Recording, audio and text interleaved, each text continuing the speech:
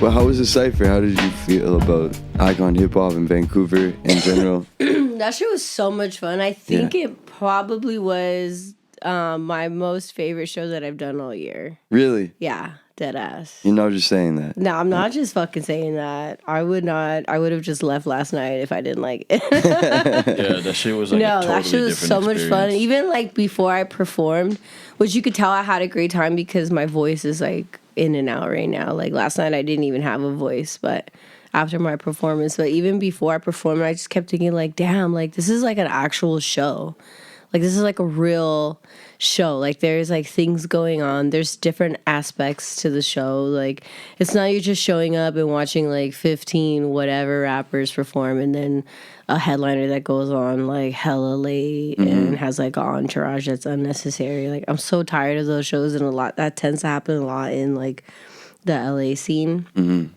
But that last night it was like it cracked right at 7, and I love that everyone was like mostly everyone was there already by 7, which is like really cool because it it's not like dope. people are like, oh, well, I gotta get there fashionably late and they missed all of the show. You know, it was like there was already a packed house at 7 when doors open, and then like I think you guys were already hitting the cipher by like 7:30, and that was really cool. That was like all freestyling. A lot of it, yeah. A lot of it. Yeah, like there's definitely some written verses from people, but I think like usually towards the beginning there's more written verses, and then people run out of material, and then they just start. prepared. It was so That's sick, cool, too. and I could tell too by like how they were rapping. And either way, whether it was written over unknown beats or if it was just like off the dome, like that shit was so much fun. It really brought me back to the essence of why I even began rapping, really. Yeah. And I had like such a very graffiti introduction into rap, which was like hanging out with the homies, waiting to go paint. And then in that downtime, we would hit black books and freestyle. And that's exactly how it felt last night, minus the black books. Although we did go paint the alley after. But yeah, it was so cool. The compliment battle, though, what was the compliment Compliment battle. battle? Yeah. That was probably my favorite. yeah. Yeah, that shit was was sick, so bro. fucking funny. Yeah. Like, I just love the positive energy of that too. Like battle rap is usually because I like grew up listening to battle rap. That was like my first introduction into LA rap was through battle rap, and obviously it's like a really like cutthroat, like how much shit could I talk about you and your baby mama and but just to hear these fools talking of like so nicely of each other and like going like really overboard / like LGBTQ was really funny. yeah, no, that was we never really tried like a rap battle at the cypher like that. Like It worked out so well. I think so. Yeah. It did. Yeah. I even appreciated so much how they did not have microphones. Like that's the true essence of battle rap. You know, Definitely. it's like them not having microphones. Like it was like a real battle rap. Yeah, for sure. I know. Like I was kind of worried, like, because usually you get like in battle rap, they have like crowds of people that are like conditioned to know how to like quiet down and like hold it down. Just kind of worried, like, oh, is our crowd gonna get it? But I feel like their raps were so good that people wanted to hear listen, them. You know, yeah. they wanted to hear them. So Yeah, those dudes are really sick. Shout out to them, bro. That was so cool. yeah, and that was kind of like a full circle moment because those guys have been like friends for like 15 years. But they met each other at like the first. There was like this battle league in Canada called like KOTD, King of the Yeah, Dot. very familiar with That's KOTD. how I heard the junk. Oh, for Back real? in the day, yeah, it was King of the Dot. That's Yeah. also one of the leagues that I grew up listening to too. Right, yeah, because And they Queen kind of of the Ring. they're bigger. They're actually bigger than I think. A lot of times, I think like Canadian hip hop like is super big, and then like you talk to someone from like anywhere else, and they're like, "Who the fuck is?" Yeah, Junk's fucking sick, bro. Yeah, yeah. I fuck with Junk. Yeah, And then the Let's do it. dancers, what the hell? I felt like I was in what's that movie with Step the up. black girl and the white girl and the black fool and the white girl? What's her name? Julia. No, it's Save the Last Dance. Save the Last Dance. I feel like I was in Save the Last fuck, Dance dude? last night. Because it was just like that real, like, it was like hip hop dance, you know? It wasn't Yeah. necessarily, you think about the fourth element of hip hop and you automatically think breakdancing, but it wasn't breakdancing. It was actually like hip hop dancing, and I loved it. It was so cool. Yeah. Really dope, Even man. watching them perform, I mean, rehearse like before doors open, I was like, what the hell? Like, that's so fucking sick. They're just choreographed. Right? Choreographed. Choreographed. Christ. Yeah, it was so cool. I Yeah. loved it. It was such a sick ass show. It was definitely my favorite show I performed all year. That's awesome. That's great to hear. I could Yeah. probably put it up against like in the last like 5 years, one of my favorite shows for Yeah. sure. For sure. That's Top awesome. three. I really feel what you're saying about like returning to like an essence of why you got into it. Because I Yeah. think like, you know, you've been doing this for like 10 years or almost. Over like, 10 years. Over 10 years, yeah. right? A good like 13 at least. Yeah. Solid. Yeah. So you've seen like how things have changed a lot over like, especially like through like the social media Yeah. generation, and like things are way more digital, I feel like now. And like because of that, I feel like things in hip hop are very like split up and spread Yeah. out, you know? Yeah. And like there's a graph community is like Yeah. over here, because I was a huge fan of like rap and, you know, like in the hip hop in general, but I never really like was around graph until like I moved out here. And then like I was only around graph because like I knew people that did graph, but they weren't like also rappers, you know, or Yeah. like, or even involved in the hip hop community. They were just like doing their thing. But it's like we're trying to bring things back together, you know, because like I think every aspect of hip hop like is meant to uplift the other aspects of hip hop, Absolutely. and like That's how it should Absolutely. be, at least. 100%. Yeah. Even like when we had the conversation on Friday when I was painting, I think one of you guys asked me if I utilize one element for the other, or Yeah. something along those lines. And like that's exactly how I the whole beginning of my career was just because my two elements in hip hop are graffiti and through rap. So I just play one off the other extremely. Like I did it a lot more in depth in the beginning of my career, but I would like go on these 3-month hiatus where I would just only paint with my girlfriends and like just do everything graffiti related, and then I would go back to writing songs and like being in the studio and like being a true MC and kind of using the experience of true life to inspire the music I made. Yeah, exactly. I grew up a little different. It was more like gangs and shit like that. So it was just like, I was around a lot of that, and a lot of like the older homies rapped. My dad made beats. He had his studio when he was like 13. Got his ASR 10 on a layaway plan. Crazy. My grandpa, yeah. Got into graffiti like, I had to be like 14, 15 when I actually started doing it. My older brother's a graffiti writer. He's sick as fuck. Right. Yeah. So And it just kind of like, it caused this like shift in my life to where it was like gang shit, and then like the graffiti was like, oh fuck, this is so dope, you know, Right. and like the two worlds are different. And then that's how I got into like rap. My older brother, when I was little, he showed me Insane Clown Posse. And, like I fuck with those fools so heavy, bro. Like no one was doing the shit that they were doing back then.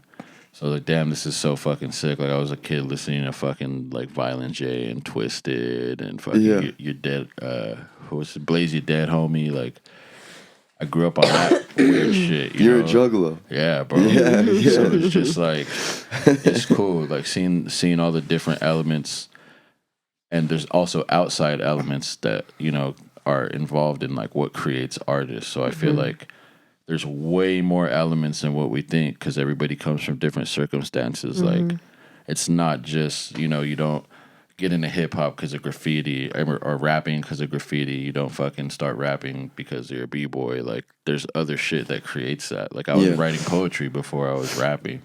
Right. And I feel like that's definitely an element, bro, because I know people that suck at rapping but like are amazing writers. Yeah. So it's just there's so many different elements of it to me, and that's kind of like the way I see it. Like it's like this fucking multi-dimensional thing. Like you could be in the hip hop scene and just be a photographer or a videographer or a fucking host of a show, or even just a fucking connoisseur of it. Like you don't essentially have to partake in any of those things. You could there's so many different elements of it now because of the generation we're in.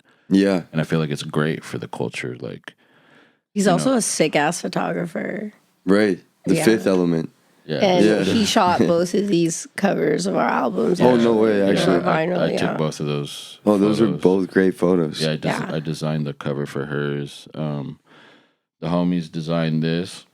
The photo's his. Yeah, I shot the photo, and my crewmate did the hand style on the bottom. The friends at my funeral. Shout out to Rec.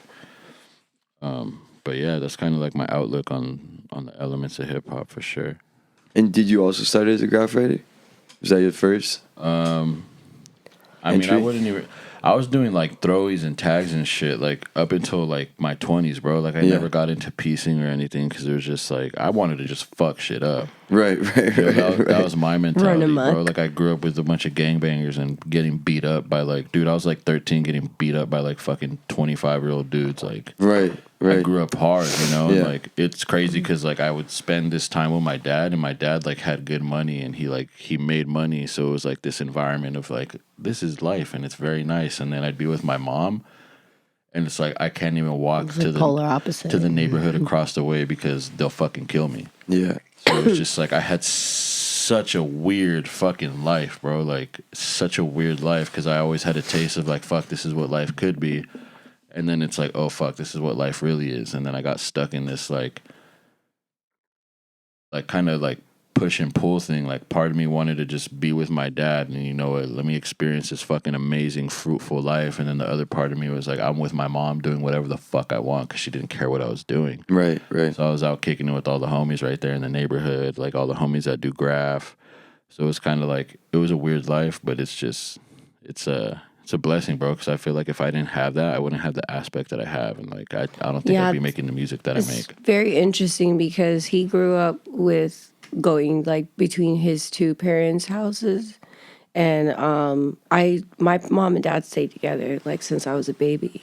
And they're still together. So I grew up in under one family, different households, but one family. And so, like, I didn't have a different, like, perspective, I guess, the way that he did.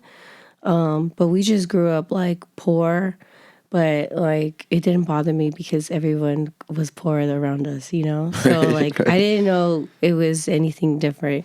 And even though financially I didn't have the best childhood, like I had really great memories with growing up because I was just surrounded. Since like no one could afford babysitting, all of my aunts and uncles just dropped off the cousins at my grandma's crib.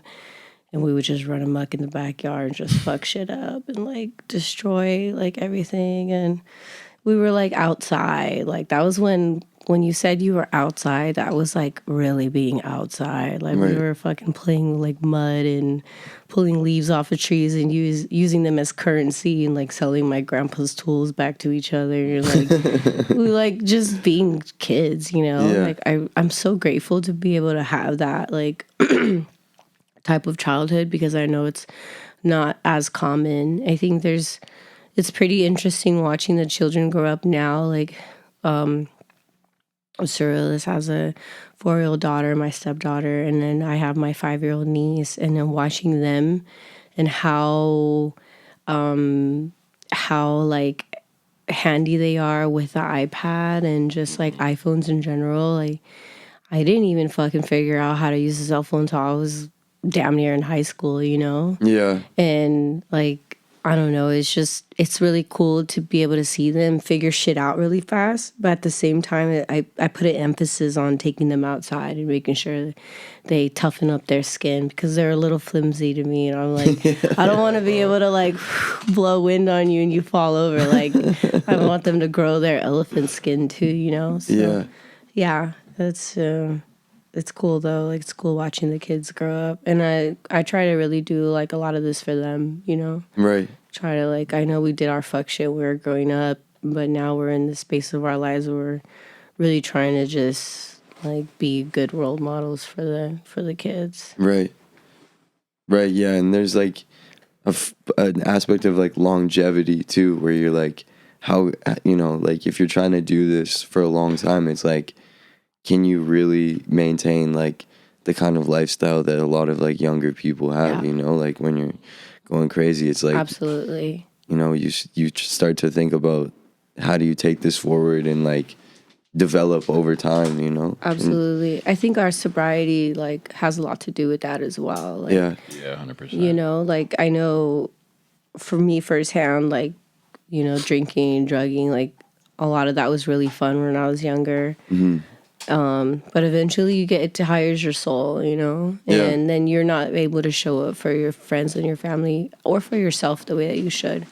So us on our sobriety journey, it has everything to do with us as individuals, but also like as a family, as a unit.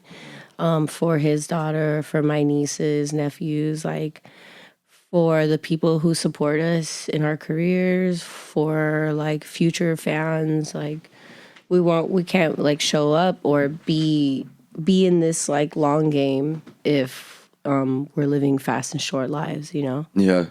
Then the fact that I was able to come to an AA meeting in Canada. Yeah, that was fucking sick. sweet. You guys went to one Dude, they were yesterday? so Yeah. welcoming. Yeah. Yeah, it They were was hella cool. welcoming. They were like, California, like clapping all. It was dope. Yeah, because And I love that it was all old timers too. Yeah. Yeah.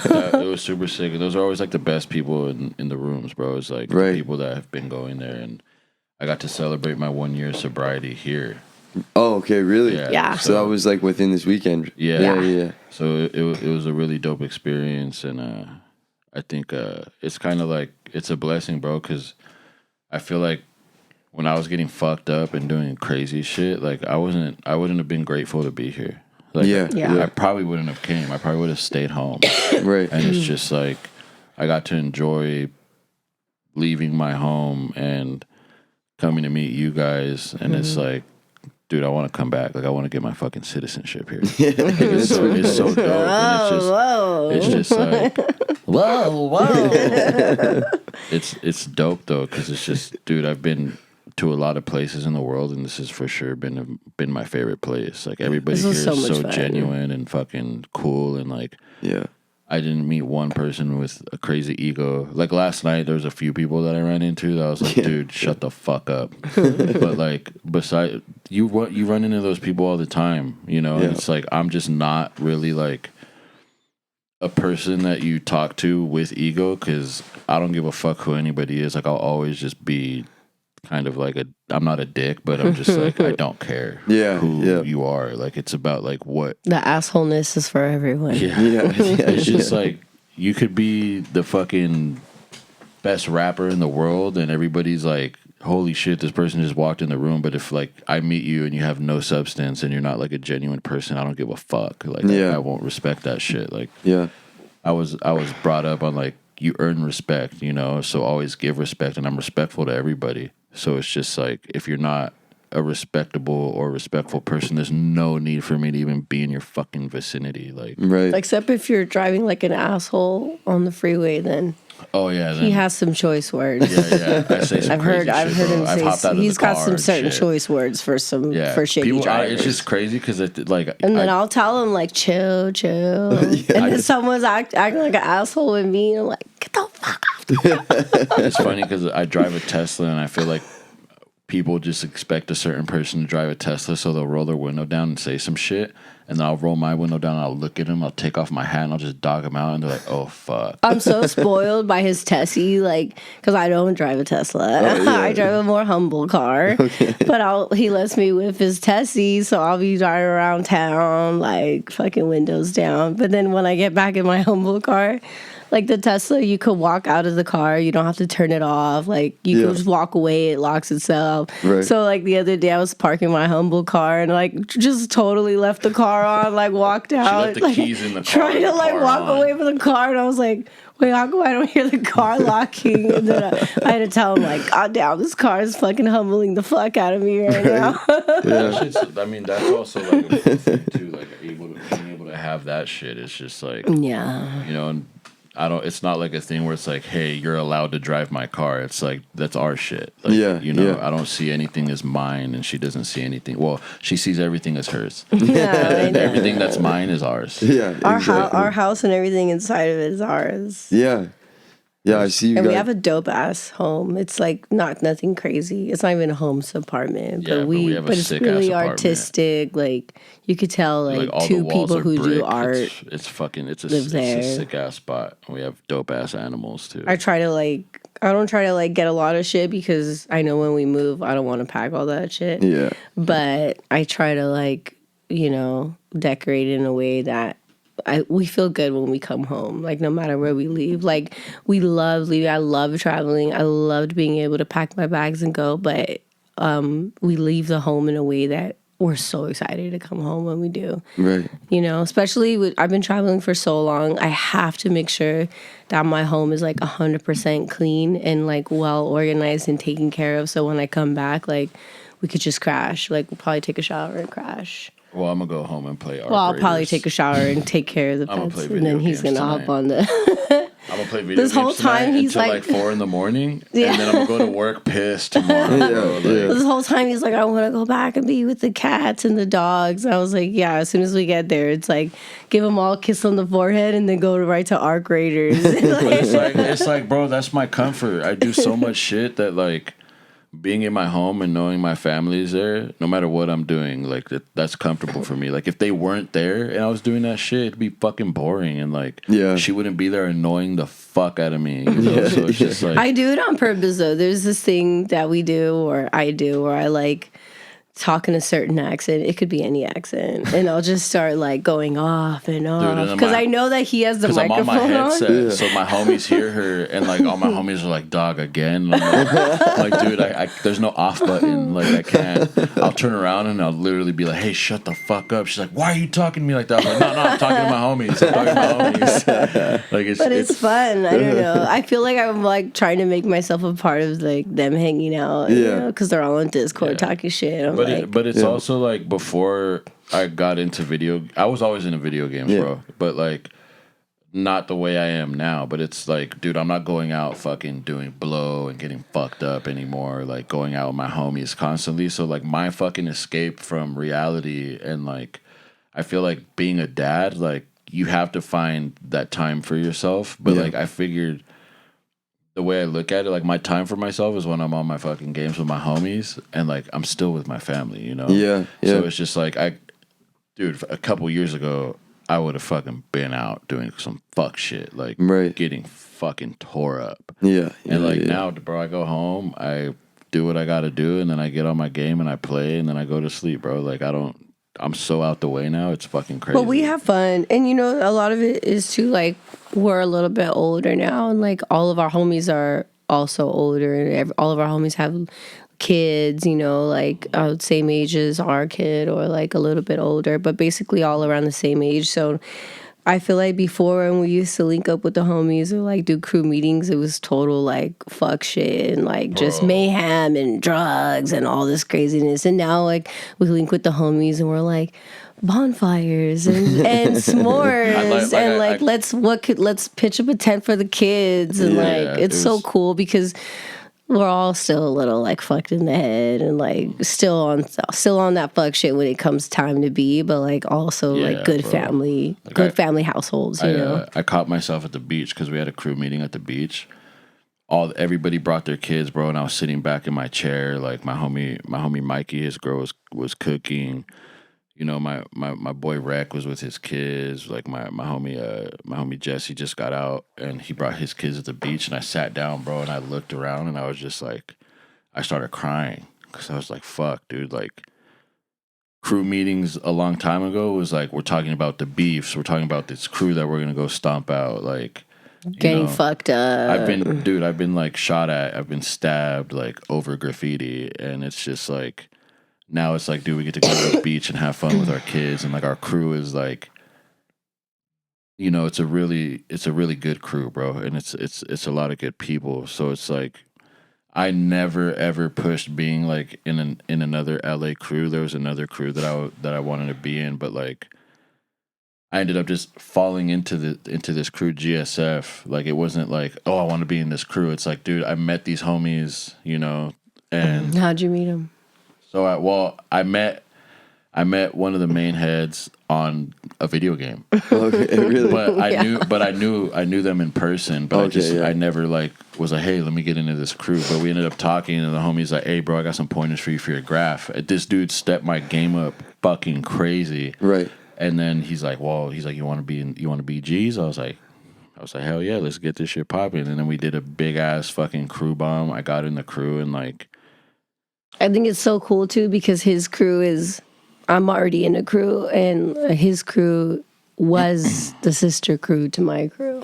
Mm-hmm. Right. You know, so like, it's just like another little cool aspect. Yeah, they kind of go hand in hand because a lot of the people in my crew overlapping. were in that crew before, right? In her crew, so it's cool. Like the way of life and seeing like the progression of like us as people and like me as a person. Even in the graph world, it's just like, what the fuck, like.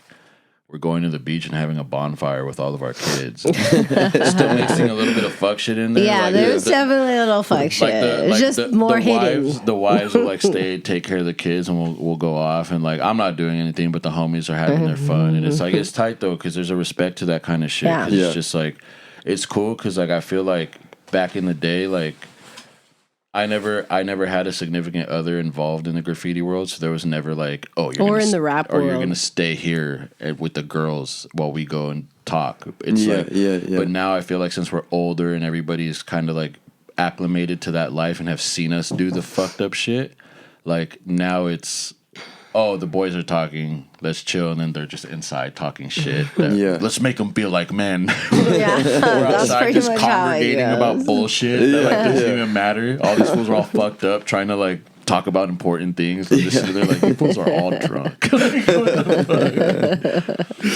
So it's crazy, man. Like I love my fucking life now, bro. Like I could finally say that. Like I think before I've probably said it, but I was lying to myself. Yeah. But I think now I'm like in the most peaceful part of life, and I wouldn't change it for the world, bro. I work a 9 to 5 still, and like if that's what my life is forever, if I have to work a job and get to rap on the side and do graffiti, I don't give a fuck. Right. I don't care, bro. Like as long as I get to take care of my family, as long as I get to paint with my homies, and as long as I get to do what I love, like with the person that I love, it's like, what the fuck else matters, you know? Like, if I have to work this 9 to 5 to buy us a fucking house, who gives a fuck? Like, yeah, it's really fun because I also have never had a partner who I perform with. Right. So, yeah, but it feels like really natural for us, you know? Like, a lot of people after the show kept telling us, like, power couple. And I'm like, really? Like, yeah, but that's it took a lot cool. to get to that point. Yeah, like, for sure. It's not just sunshine and rainbows and we're the fucking power couple of the year. It's like, dude, we went through our shit. Like,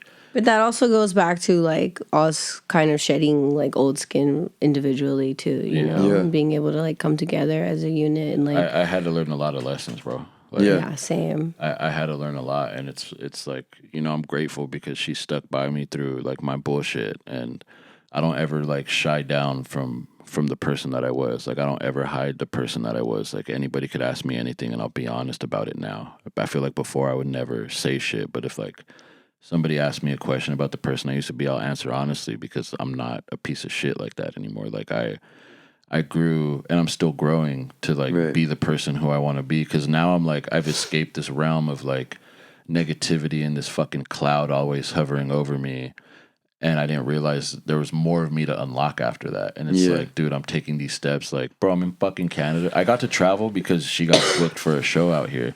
And then I made friends with you guys. And it's like, it's dope as fuck, bro. Definitely. Like, you know, this wouldn't have happened a year ago. I would have stayed at home and I probably would have started an argument. And, I mean, to be honest, real shit. This shit really just like cracked off for me too, because I got my head back in the game. Like I hate to keep bringing it up, but really is like I have to give it to sobriety, like being able to just kind of keep me level headed and also like feel grateful for everything. Like what was it last night? I think, I don't remember, we were talking about at some point where Ghetto Fab was like, yeah, you're the headliner, or you're like the VIP person of the night. And then I never feel that, you know. I always just feel like I'm a spectator and just part of the crowd, and like I'm gonna go watch somebody else headline, and then I have to remember like, oh yeah, it's me. Like I'm the headliner. Like I don't ever, and I don't know if I've always kind of felt that way about my own career, and I feel super grateful to be able to show up for myself, and like being able to show up for myself. Like I get to bring my family, and like we get to make these really cool fucking memories and meet like sick ass people and perform dope shows. Like I had so much fun performing last night. It was ecstatic. Like being able to do the 360 stage, and I've never experienced anything like this in and my like life. the level, like, because obviously I'm having fun. I'm also like trying to express my professionalism at the same time. You know, Yeah. I've been doing this for over 10 years. I can't show up unrehearsed. I can't show up unprepared. Like those things are all very important, especially because like you guys believed in me. Not only did you believe in me to be your headliner, but you invested in it, like you prepared for it. Like if you guys are putting all this effort to be able to put on such a grandiose show, and I come like half stepping, that doesn't make me fucking professional at all. I'm just a fucking loser taking up time that's not warranted to me, you know? And it's crazy seeing her prep for this kind of shit, because like she'll have her AirPods in and ignore me all day rehearsing songs that she already knows. Yeah, And I do. like shout out fucking Lefty, bro, because yesterday's fool was all stressed out in here. We had him rehearsing like 3 hours before the show. He's like, we gotta go. He was losing it. I grabbed him. I was like, hey, bro, stop fucking stressing out. I was like, we don't gotta be there till 6. He's such a cool guy, though. Yeah, he held but it the fuck dude, down. And you that know, for motherfucker's us, a badass DJ. For us rehearsing one time together, like few hours before the show, and me giving him these little notes, dude, he hit all of them. Like he hit all the fucking notes. He's crazy. And you know, our whole thing was like, let's keep eye contact. I didn't know that I was going to be like kind of far from him, and there was going to be potentially people standing in the way. But once I kind of figured out how to look at him in between me, like also trying to entertain and perform for everyone else, I just knew the spots that we had talked about, like cutting the beat off or like dropping the beat so I could do acapella. Like I would kind of look at him, and he didn't even need to look at me. He just hit them. And I was like, fuck yeah, that's a true DJ. You guys picked the right DJ. Being for able this to shit. like pick up on those last minute things and just kind of like perform under pressure. And like, he doesn't know who I am, you know? Oh, yeah, So- he does.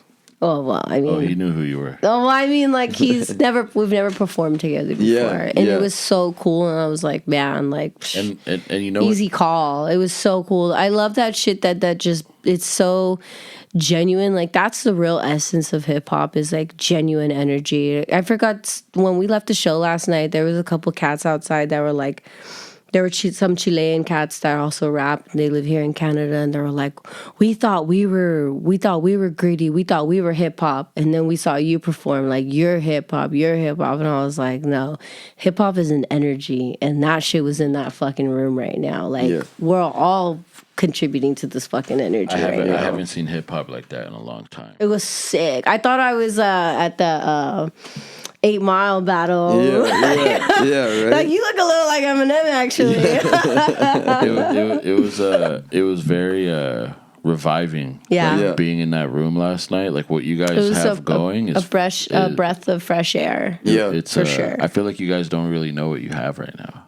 Yeah, I think. Well, I think they do to some degree. I think you guys created a fucking beast, bro. There's definitely some surprise when people come from places like LA or New York, or you know, like from the States, that are like, you know, because I think in Canada we're kind of like, well, obviously like we're looking into the States as like that's where hip hop came from, and like we think as New York is like the mecca of hip hop, and obviously there's still tons of hip hop culture in New York and across the United States, but I think like people that have come and have been surprised, that kind of gives us a little bit of like shock, like, oh shit, like, and they're like, there's nothing like this. Yeah, you know, guys like, really fucking picked it up and are like running with it. You guys created something that does not exist. Yeah, and it's really just like, it was built out of like our disappointment from the experiences we were having here. Where, I could tell. Yeah. I could tell that it's like, oh, if nobody else is bringing it to the table, like, let's just do it ourselves. Type run and gun, like guerrilla situation. Like I told Ghetto when I was listening to the story that you rapped. I think he's seen me, bro. I started tearing up because I was like, damn, like this is hip hop. Yeah, like, this shit is still like existing. Like 100%. It's I love LA and LA culture, but like if we wanted to do this in LA, bro, there's so much ego out there, and there's a lot of like, what is it, like red tape that we'd have to get through, and it's just like really gatekeepy. I wish that I wish it just was like something that we could do simple without having to go around and like not step on toes or you know. And then also everyone's like, oh well, I need this, I need that. Like everyone wants to be the star and the headliner, you know. For sure. They don't realize like it takes it's not just one person. Like I don't in any way, shape, or form think that I was the star last night. I think I was a contributor to a star show. Right, you know, and it took all of those elements to make it like a grandiose show. Like if it was just like, oh, we have Vel Nine headlining in Vancouver, like it would have been cool. It would have been fun. Right. You know, there was some people that came to the table and was like, I'm not even here for anyone else. I just came for you. And like I had people that have been listening to me since my very first piece of content on the internet, which was like 13 years ago. So I knew that they were writing with me since the beginning. That was a dude in the pink bucket hat. Yeah. No, there was multiple people that came up to me and they were like, I've been listening for 10 years. But it wasn't just like, it wasn't just me that made that show dope. It was everyone across the board. That's why like I give so much gratitude and like try to give gratitude while I'm on stage, like thanking everyone for being able to put on such a fucking sick show. Like it's so cool, and it's not like you guys, like that's a festival type show and you guys are charging like 2012 prices at the door. Like it's dope. It's not about, it doesn't feel like it's about the money, which is dope, because unfortunately in LA I feel like it's a lot about the money. For sure. Like who's getting paid, like how much are we charging, like where's all the money gonna go to after, you know? Yeah, and that contributes and to I get it too. I get it, people gotta like pay bills to keep the lights on, but like, you know. But I think at the same time though too, it's like that contributes to the lack of like enjoyment from the show when people cut corners and cut costs. Like I've been to shows where they don't even pay a DJ to like play in between sets, and like you know, it's just like they're like playing off of like an MP3. And just like it like for me too, like when I go to some other shows and I see like bad examples of like stuff that isn't enjoyable, I always think about, okay, like what is going wrong here? And actually that's a great way to think of. 100%. Yeah, because like we're all like connoisseurs and consumers as well, right? Like we all like, you know, and a lot of times you go to a show and they just, it's so formulaic as well. And then it's like as a headliner too, it's like you're being handed kind of like, it's like, what was the point of having openers or like having anything before? You're getting like handed a dead crowd anyways. Like the whole point of like this experience is like there's a trajectory of like of excitement and tension in the room that you're building. One of the girls that came to see me last night, shout out Poutine Princess. Shout out to Poutine Princess. She even came up because she was one of the people that was like, I don't know anything about this like icon hip hop or who else is here, but I came for you. And I went to back to the crowd, like enjoyed the show, and then came up right before I was about to perform, and she was like, I didn't think he was going to be this dope. Like, all this shit is so dope. Like, she was so excited because she ended up being like, being able to enjoy the entire show and not just wait for the headliner, which tends to be a thing. Like, it's like you're dragged through, you know, 8 openers who are paid to play, and like there's zero unity, there's zero excitement. I've never a lot of ego in the room. I felt like their ego was like stripped. I've never seen her sit through a full show before. Right. She's never sat and like watched a full show. Like we'll go to places and like either I'll be like, hey, let's get the fuck out of here until we gotta go on, you know, like fuck this shit. And it's not even because we're fucking hating on it. It's just like it's the same fucking thing at every show. And it's like, bro, I heard one person rap yesterday when the cypher started. And I was like, oh, I'm gonna go fucking rip this shit. I didn't even tell her anything. Yeah, I know you didn't. Away. I was like organizing the merch, shit. and then I just hear him freestyling. I was like, oh, of course. I was like, I'm gonna go rip but this I'm glad shit. though. But He's actually cool. really dope at freestyling. Yeah. He's fucking sick. Like Super dope. Super dope. I wish like I could freestyle like him. I used to freestyle in the beginning of my career, which is how I even got into. And then I don't know, it's just one of those lights that I haven't been able to turn back on since I think too much. Yeah. But he's so sick at freestyling. Sometimes we'll be in the car and he'll just like go and go and go. And I'm like, what the fuck? There was this video that went viral on a page called Fools Gone Wild.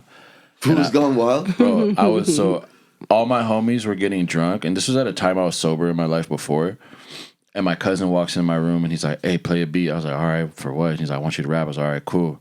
This fool starts going through my room and he's handing me different things in my room. Right, and as soon as they hit my hand, I start rapping about it. But it's like, you know, growing up, I was very kept to myself, and I think a way to like drive the insanity out of my head was like, bro, I just sit and listen to beats and just rap. Yeah. And it's like, bro, I don't even think I'm good at writing raps right now. Like, I still think I could go and punch in fucking freestyles and sound better. Right. But it's a thing that like I haven't felt the need to hop into Cypher in a long time. Since last night I heard somebody set the tone. They said the Dylon bar, and I was like, ha. I walked in, I was like, I'm gonna fucking body this shit. And it was cool because like I went on, and like the first thing I remember hearing was like, don't rap too long, you know? And I was just like, nah, well, I don't give a fuck. Like you can take the mic, you know? Yeah, exactly. I just started rapping. It was cool hearing everybody spit after me. It was like, it went from like dope. I went on dope, and then everybody just got way better. And I was like, holy fuck. These dudes are sick. Like hip hop is alive and well in fucking Canada, and that's fucking crazy to say. Yeah, man. Like, I've never been to Canada either. This is like my first introduction to Canada. Like, I damn near thought I was going to get turned away at the border. Like, mentally and emotionally and spiritually, I was prepared for that. Right. I just didn't want to, like, scare Ghetto Fab too much about it. you guys definitely gave us, like, the best trip. Like, it was, like, the most welcoming, like, genuine trip. Like, I've never, like, with somebody that throws a show, I've never kicked it with them at their crib. And, like, I love that shit, he's so like, oh yeah, the Airbnb's my crib, and I'm like, all right, sweet. The experience was so sick, bro. Like this is definitely like not even as a rapper, because you know I did 2 songs on her set, so I pretty much came here just to enjoy it. Like I want to get the fuck away from home, and then I end up just like clicking with these motherfuckers, and we're making the same jokes, and I'm here talking shit, like saying dumb. The dark things. humor is alive and well. Just like, oh, thank God. I was like, thank God these dudes aren't fucking pussies. Politically correct. I'm like, fuck, I can come in here and like be cool. Like, it was like kicking it with my homies, bro. Yeah. And like, bro, there's times where promoters book her, and I'm like, they try to like do her shiesty. I'm like, if you want, I'll fuck this motherfucker. Like, but it's just the fucking.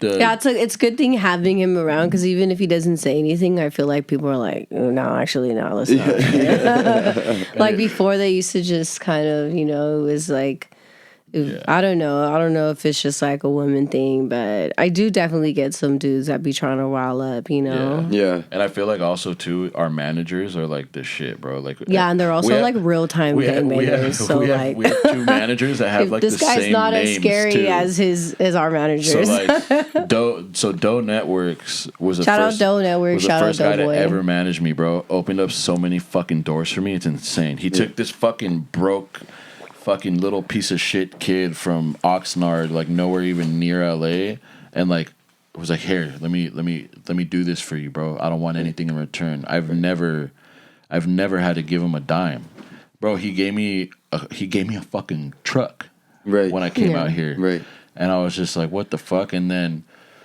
I met Doe Boy, who's actually our manager too now, and this motherfucker is like a Mexican Suge Knight, bro. Like, he's so you cool. look at him and you're like, there's nothing I could do to ever he's so fuck cool, you over. But I feel like they're so hard in exterior and they're so smart in their mind. But what I really love and appreciate about them is like they actually truly 100,000% believe in us. Like they just say that we have this thing that's very like, you know, it's unique, and it's the fact that we're both very talented MCs, but also like that we're a couple, you know. Which I also think is really cool too. And it's not something that I ever really think about, because when we're home, we're just like, you know, we're just Alyssa and Jordan. Yeah, we're just a family.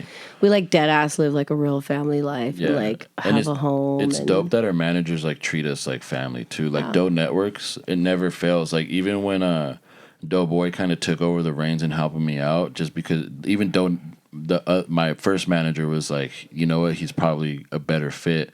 But now they both manage me. But every time Doe Networks introduces me to somebody, he introduces me as his son. Right. Never, ever anything like, not, oh, this is my artist. Hey, this is my son. And it's like, it's dope because like I do look at him like a father figure, and I do hit him up when I need advice, or like, hey, I'm going through this. Like, I need to talk to you. And like, that's dope, you know, because I've had people like try to manage me before, and it was always like some fucking bullshit. But it's like the two people that we have on our team. Well, it's not really two people. There's like fucking six people involved. It takes a village. You know, so it's just like I'm very grateful that we have that in our career, especially her. You know, she's further in her career than I am, and I really appreciate it because I learned a lot of shit from her. Yeah, and you do. I do. And more like as a person and how she handles her business. Like before, when I would put out fucking shirt orders, bro, I would never fulfill them. And it's like people would be like, bro, send me my money. I'm like, dude, I can't do this by myself. Like, I need to do this. Bro, she's packaging shit every day. And I'm like, okay, maybe I needed to start doing this. And it's like now I release a vinyl, bro. And like I put the pre-orders out, nobody ordered shit. I'm like, oh my God, I'm not going to sell these fucking vinyl. I put them out, and when I did that video, and people ordered them. But I told him, I was like, you know, nowadays like people don't want to see mock-ups. People don't want to see no fucking fake ass AI generated image. It doesn't look real. If it doesn't look like I can hold it in my hands, I'm not going to order it. That's just, I'm not really a pre-order type of person unless it's something specific. But when you have like real life product in your hands and it's warm and it like holds a temperature, like, and it has weight, there's ways to market. I mean, you don't even need a fucking record label nowadays. You really don't. All you need is a really dope village of people that stand behind you and are also like-minded people and artists themselves, because, you know, I'm not going to listen to somebody who doesn't cook about the meal I'm going to make, you know? So, once we were able to, like, he filmed this really, really cool promo video for his album or his vinyl that just dropped, that you can only hear the album on vinyl, which is sick as fuck. I haven't even done anything like that. So since it was my first vinyl, I made a promise to myself that I would never release it on DSPs. Right. So it's never going to be out on the internet. And it's like really dope songs too. I love this. Like one of my favorite albums that he's made. And it's like, this is my fucking baby. This is my favorite. Dude, I have albums with fucking Ghostface Killah on it, with fucking Conway, Benny the Butcher. I have a single out with him. And it's like, this is my favorite thing. And it's like, it's my homies on it. It's not any crazy big names. It's just my homies. And it's just, I learned to appreciate like being able to work closely with people through my dad, because I've always worked with my dad. My dad's in the music industry. He's very talented. He's very fucking like, whatever you need, like, I'll help you do it. I want you to just succeed off of music. And that's probably like the most valuable player on our team. And it's just like, I feel like we don't utilize him right, but it's also just like, I look at him as a dad before anything, even though he's like, I do. Yeah, he does have a lot to do with our business, but sometimes I have a hard time even looking at him like that, because he's always just like, he's Jordan's dad, you know? Yeah. And but in a sense, that's like the best way to kind of look at it, because it's like, I won't hit up my dad and be like, hey, can you push this album for me? And it's like, hey, let me send you this project and let me know what you think. And my dad does not hold back to tell me if something's fucking whack. Like, if he thinks it's not sellable, he won't say shit. Like, bro, there's singles I have ready to release on my dad's label that I'm just waiting on because I know they're super dope, because he wanted them. He's really good at marketing. But I love that we do like all of our marketing in-house, you know? Like everything that we do is like in-house. Like all of our homies have a part in it, have their hand in it. Like features of our friends and Yeah, stuff. it's extremely great to be able to like do all this within like family, you know? Like Yeah. it's been a long fucking road for me. Like it's been a roller coaster my whole entire life. Like I've never had a bit of calmness in my life until now, and it's, you know, a lot of it is because of her. A lot of it's because of my dad helping me out with my stability as well. So it's just like the two main people I have to thank for like my stability as far as like a person and mentally are her and my dad. Right. And my dad's he's an extremely crucial part to the way that I maneuver, you know, because he taught me a lot of lessons the hard way. Like my dad's a well-off guy, but he works His ass extremely off. hard, bro. Yeah. Like that motherfucker's the hardest working person I know. Yeah. And like there'll be times I'll hit him up and be like, yo, dude, I can't fucking make my rent. Like, I don't know what to do. And this was when I got fired. Like, I was only relying on my filming shit. And it made me realize, like, I'm terrible with clients. I'm terrible with marketing my fucking career. And not once was he like, here, I'll pay your rent. He's like, Oh, fuck no. He was like, yo, do this, do this, do this. I did exactly what he said.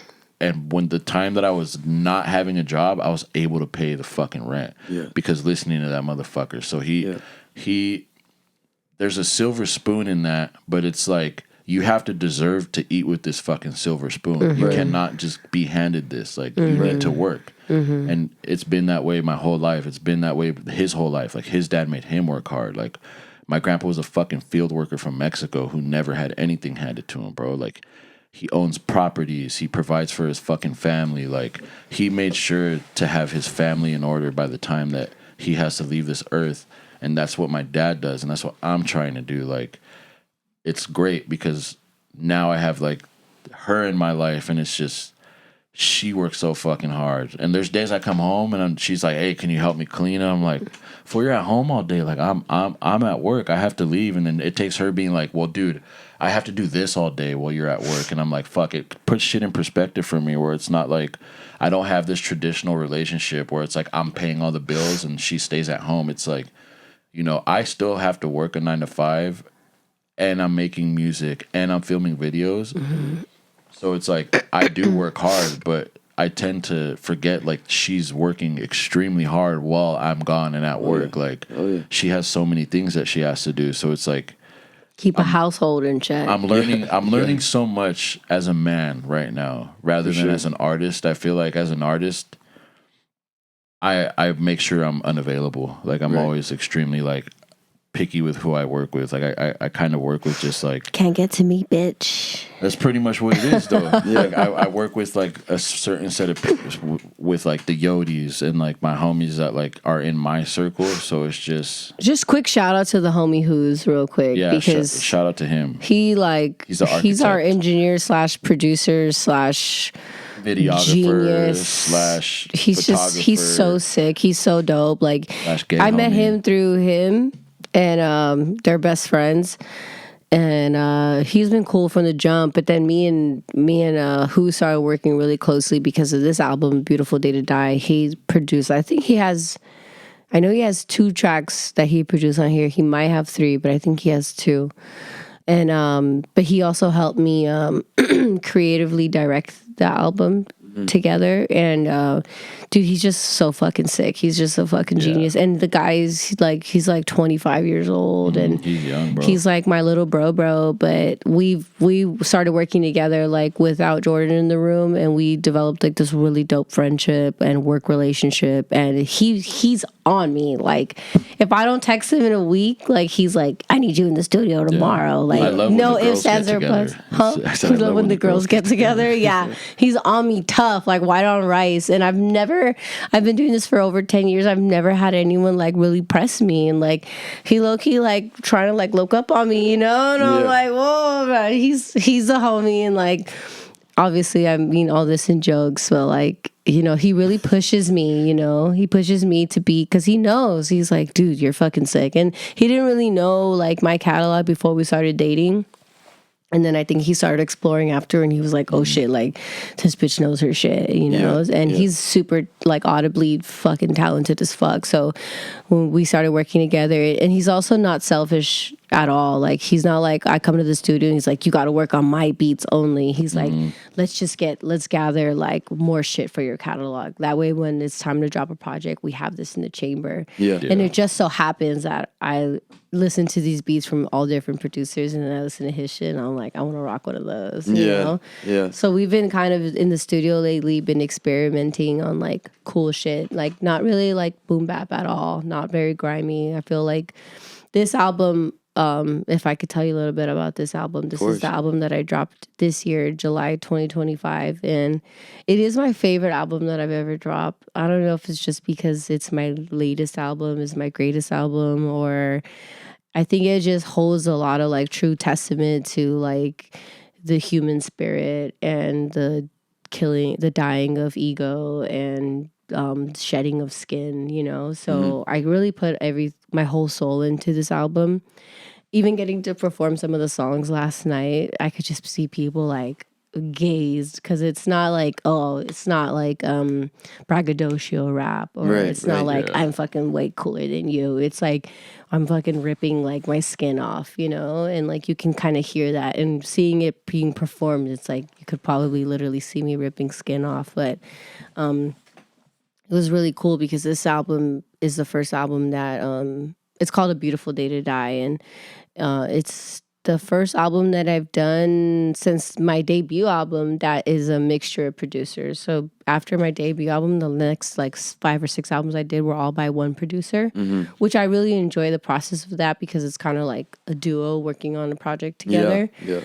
With this one, I just did a mixture of producers, like a certain like 5. Do we just burp at the same time? Synchronicity. And I don't even know if that's a word. I don't know if it is either. Synchronicity. And synchronicity, mija.